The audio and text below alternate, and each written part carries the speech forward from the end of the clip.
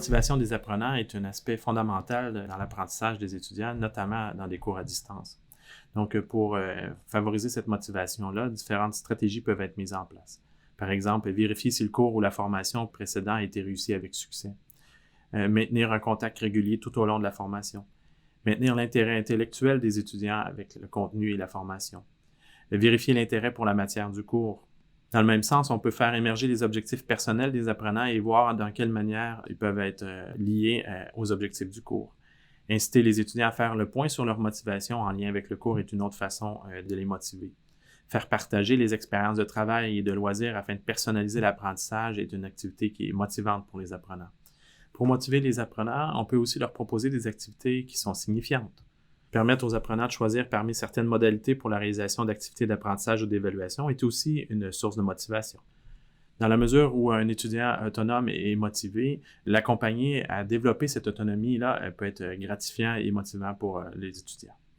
Procéder par étayage fréquent, c'est-à-dire des pratiques guidées au début, et diminuer cette forme de support par la suite est très gratifiant et motivant pour les étudiants.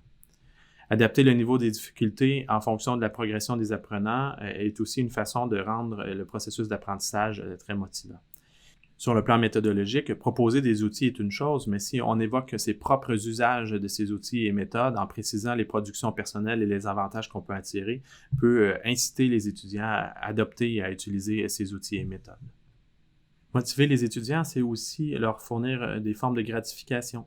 Donc, les encourager, les féliciter, distribuer des récompenses symboliques peut être très motivant. Rassurer les apprenants en fonction de leurs capacités lorsqu'ils se retrouvent en difficulté, donc tabler sur ce qu'ils connaissent et ce qu'ils savent déjà et ce qu'ils sont capables de faire et ensuite de ça, les aider va être motivant.